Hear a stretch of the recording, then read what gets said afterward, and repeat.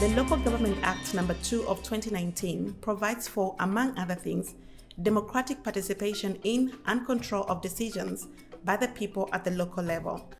Today on Local Pulse, we feature Namakau Siyanga. I'll ask her to tell us about herself because I know she's a wife, she's a mother, she's an entrepreneur, she sits on different boards and does so many things in Livingstone. She's a friend of Livingstone. Welcome. Thank you, Mendalovi. Thank you for having me on your program. Can you tell us about yourself? I did my school here. I got married here. And I have lived in this town for over 20 years. I know all the corners of Livingstone. I know different residents. I've been there personally. Some I know by passing, including your house. So Livingstone is my home. Okay. And what things have you been engaged in Livingstone? Well, a lot of things. I run a female organization called Naleli Women Initiative. Tell us about it.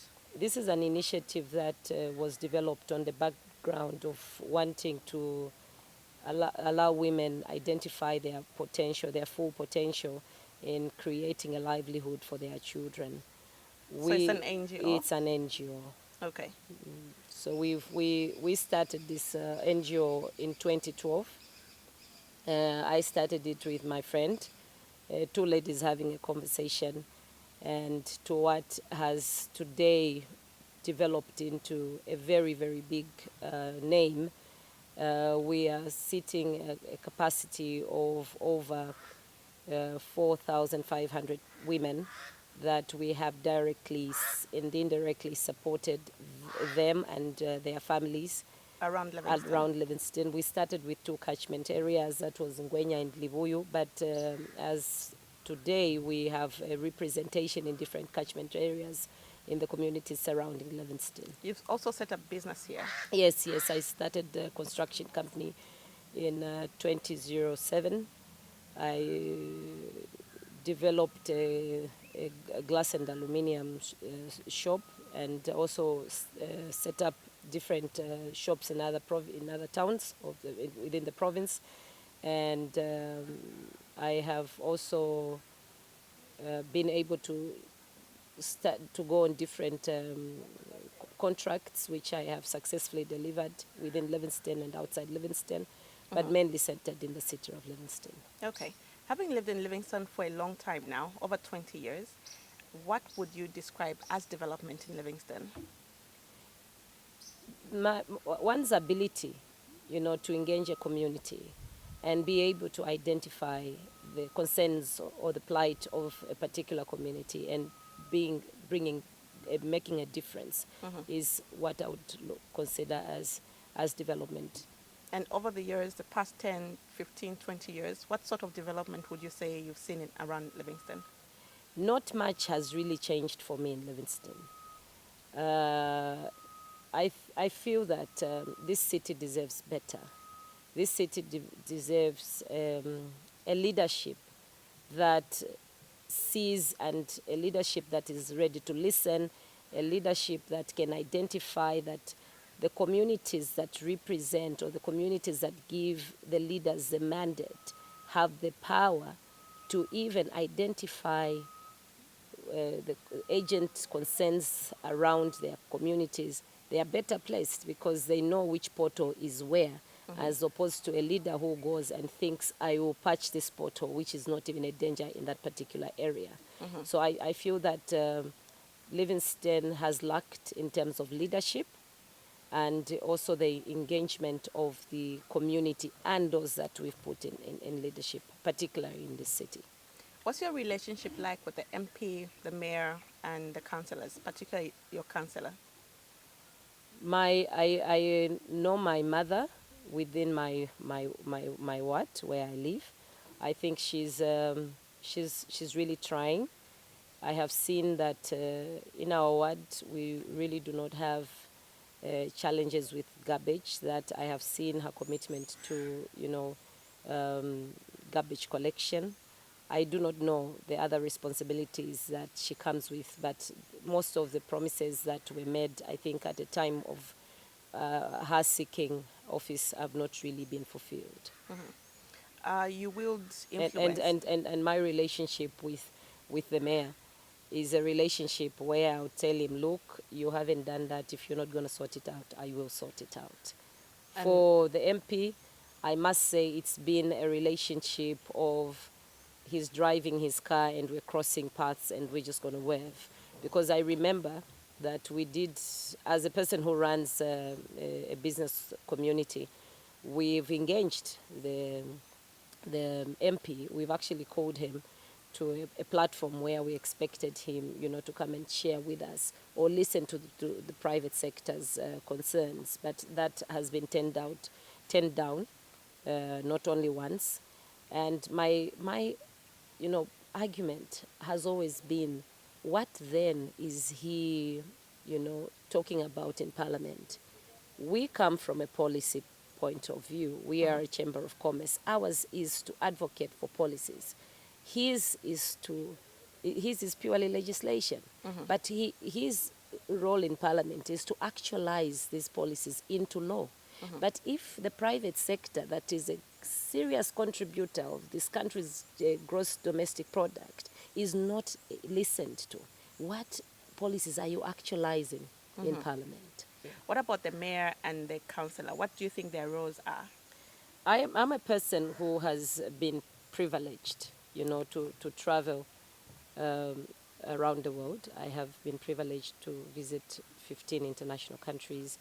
I have been in so many African countries, and what I see in other councils is very different from our council here. What I feel the council or the type of councillors or mayors that we should have in office are people that are able to lobby government, to influence development in their communities, and also people that are then able to go beyond the expectation of only grants from government, but also that are able to even source from outside, from donors. And not necessarily from central government. What happens if the CDF has delayed? Are we going to fail to put a balustrades on the Maramba Libuyu Bridge because there's no money?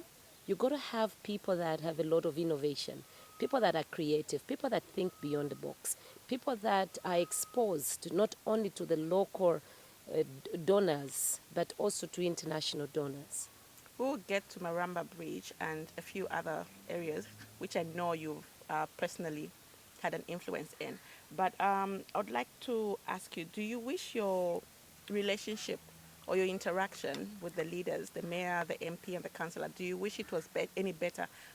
Do you think certain things would have been run better? Or certain things would have been run better if they took time to consult the community, identify leaders beyond the councillors, other leaders within the communities, bring them in your meetings. Let them directly tell you the issues, the real issues that these people are facing in the communities that they would be representing. Assuming that this is a problem, assuming that this could be a priority for the city of Livingstone, without the engagement, without the consultation. But the award development committees, you've not seen those effective? No, they're not effective, Mwenda. Because when you talk to them, they are equally pointing fingers. They are saying, this is what we've been directed to do. This is what we brought forth the council, but this has not been done. No, there's no money for the ward development. No, the money is delayed. And when the money comes, are we still sticking to what is priority? Let me give an example of Maramba Bridge. It falls within a particular ward, right? Is it, because I know you've done a lot of work and a lot of people do appreciate that. What was the process? Because my understanding would be like with the ward development committees, then they push their agendas to the councils through their councillor. I'll tell you what, when I talked about running a non-governmental organization, I also should have mentioned that one of our objectives is to ensure that we make an impact in the communities that these women come from by, sitting with them and identifying the major concerns that might be limiting them to, broadening their horizons. And I am a former student of St. Mary's. No better person would give you an example of that bridge except myself and yourself.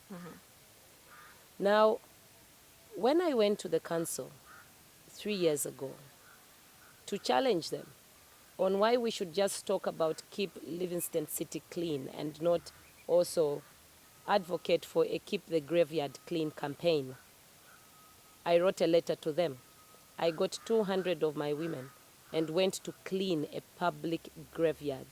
And that was done by an action of writing a letter to the administration, and which they gave us a letter of no objection and they allowed us to proceed. The same was done for the Maramba Livoyo Bridge. I was allowed By the council? by the council to proceed, and I did just that. Okay. How come then? There was, you see, was as if the council was... when politicians are sleeping, anything that you do outside the political arena really should not be looked at as a political mileage. Because the perception and the much talked about Livoyo Bridge was associated to politics. My question has been, I have been working for the Livingstone community since 2012. Surely, if you check my track record, there's a lot to see. Some of these benefits from 2012 to date, before even the bridge, are benefits that the council have actually benefited from ourselves. I took in 2015, I took in a team of consultants to support the council, in as improving, Chamber of Commerce? as Namakau, in okay. improving their revenue streams. It was at no cost. Isn't that helps? The definition of charity work could be defined from different continents, different regions, and different ethnic groups. But my sort of work, which I don't want to call charity, is that inclusive kind of approach, a proactive way of, reaching out to the demands or the needs of the people. Would you say your engagement has been more formal or informal with the council? It's been very formal. Okay.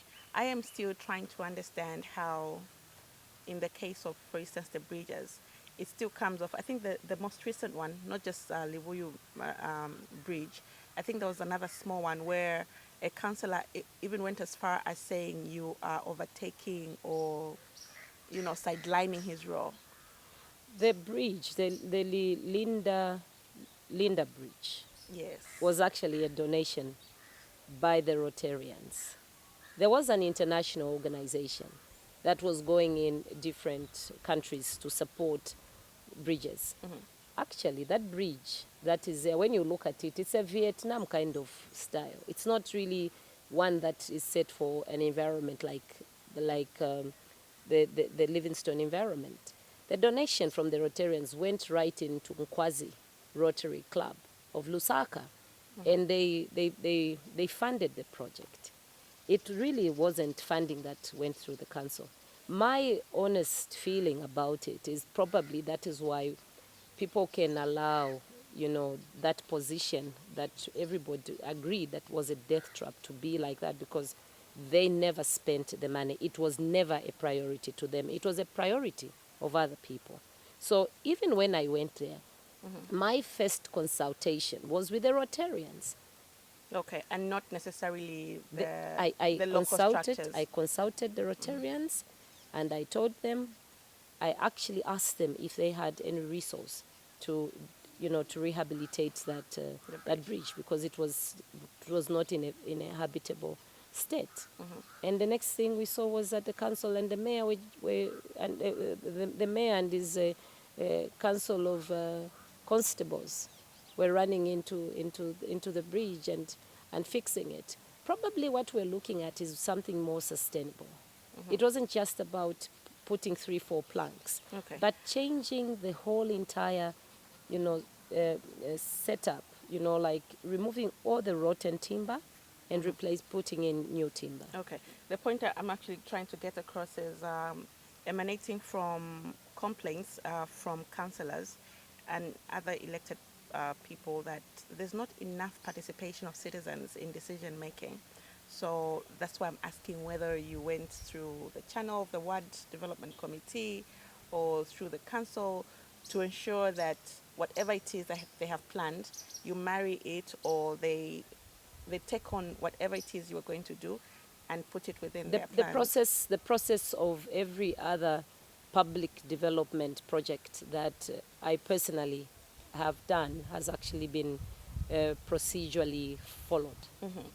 Okay. And we are going into elections. In a few months, people will be electing office bearers, starting from the presidency. There's a lot of talk that goes towards the presidency and which political party assumes office.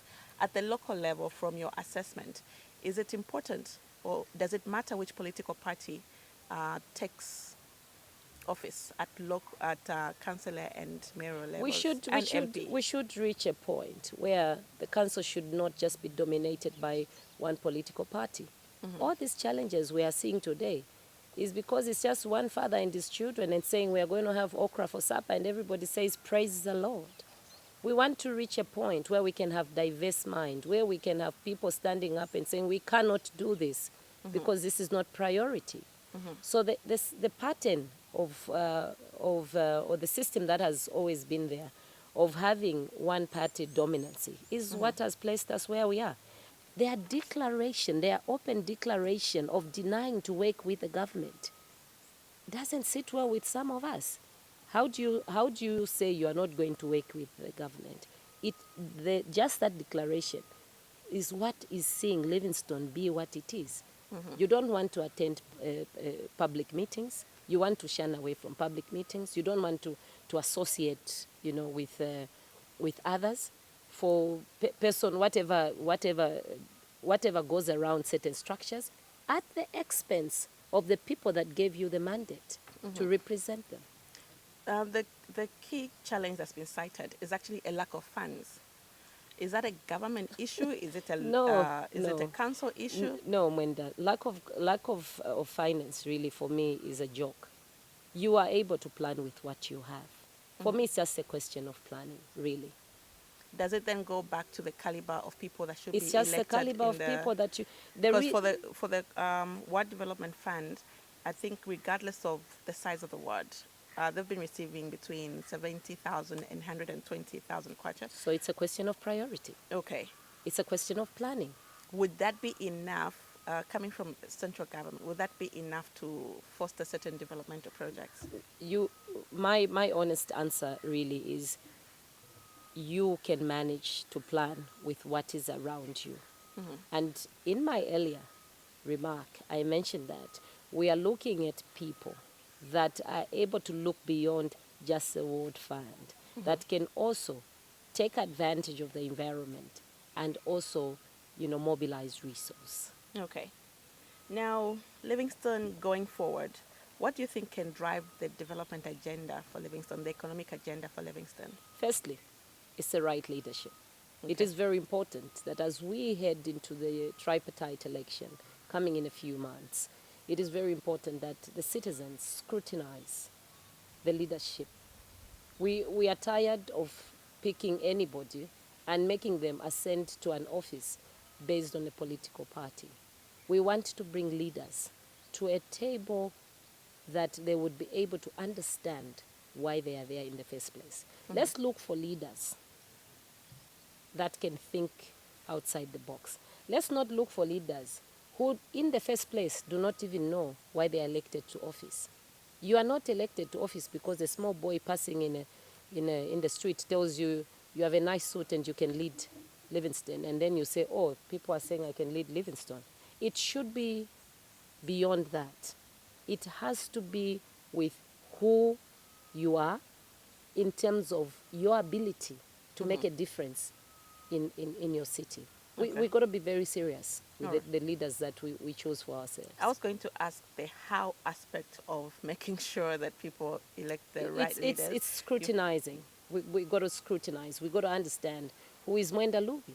What has she done as a person even before ascending to office? We have to do a back check. We're not just going to pick people who come in tomorrow and start, distributing regalia to the party or donating foodstuffs to the party. We are looking at leaders that look beyond, funny donations to win the favor of men. And after the food they eat, leave them even more poorer than you found them. We are looking. I'm coming from a business, community, and I would agree with a leader that is looking at enhancing skill development in the people that later on turn into an improved socio-economic development that becomes a contributor from those people that you impart that skill in, as opposed to just giving food. You want to give me beer, I drink, then when I wake up I'm more drunk than the beer that I took. So we are looking at leaders that are ready to rule, not leaders that just appear because tomorrow there's a political race. The leadership aspect, I think, is something that I hold dear. I think it deserves a whole discussion. Yes. Because a lot of parameters do come into play. Yeah. What should be on the agenda for Livingstone between 2021 August and 2026? I have studied, for example, the strategic plan for the council. And as an individual, I have been able to even get work done 60-70% of the strategic plan of council. Council looks at safety. Council looked at sanitation.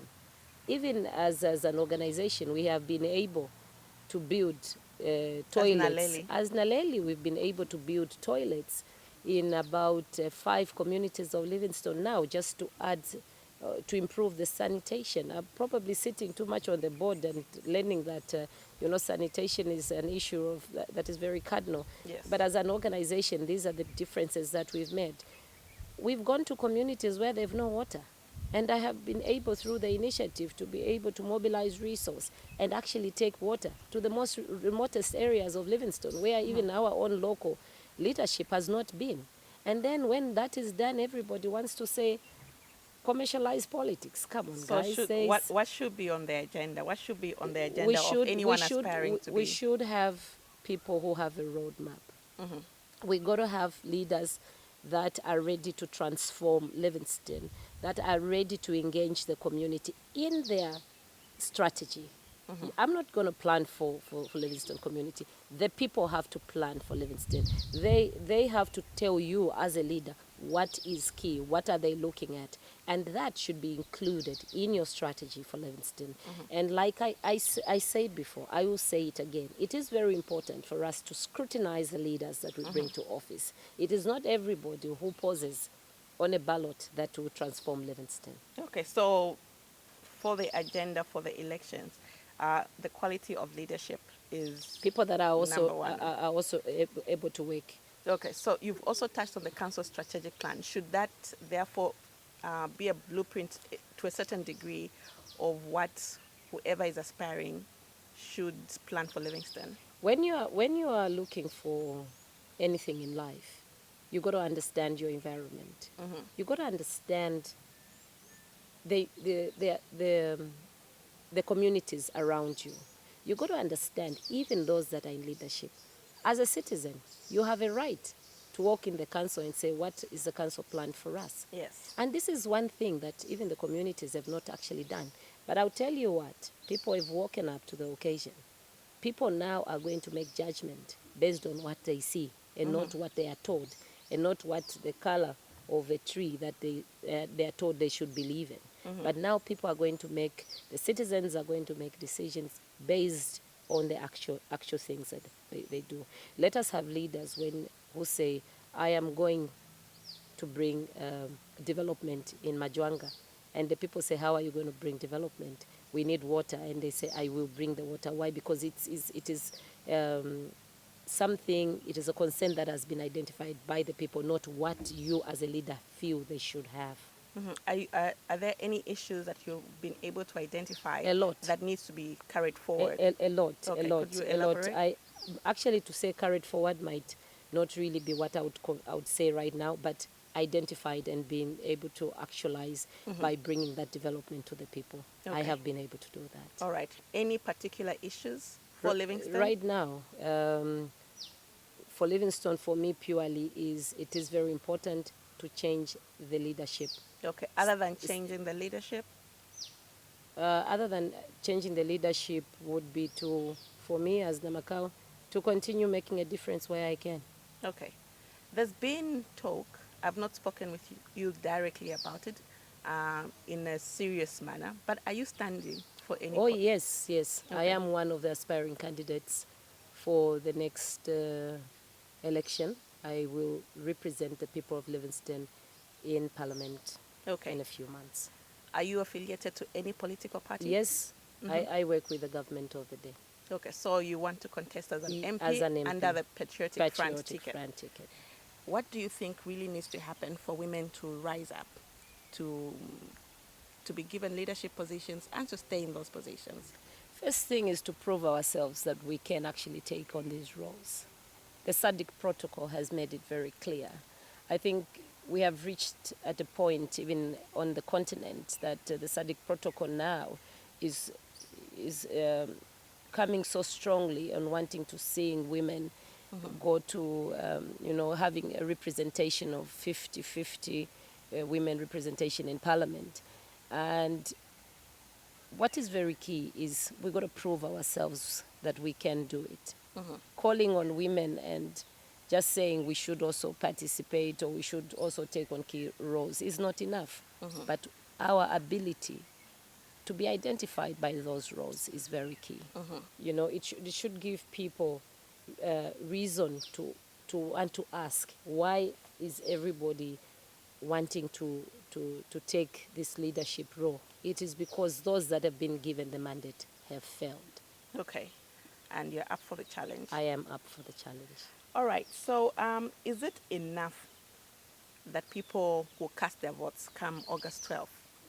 Is it enough? Yes. Is it enough that they put people in leadership? What else can they do in between? It's not enough to just put people in leadership and go back home. And it is actually an employment. You are employing people. And when you employ somebody, you got to do checks and balance. You're not good. This is why we are where we are, because I think we haven't had the courage to challenge our leaders and say, why is this road the way it is? I mean, you're not going to tell me that when you go into a Zimbabwe market and you want to buy a blanket there to support the women, you have to park your car at the post office and just go there. But yet we have people that can even just patch up those small potholes and make a difference. All right. Anything else you would like to say? Yes, I place my faith in God to give me purpose, and to you, the people of Livingstone, to give me strength. And on that note, we come to the end of today's episode of Local Pulse. As always, we would love to hear from you. If you have any comments or suggestions about the program, send them to localpulse@quadcommunications.org or call us on 0977 586 506. Thank you for your time.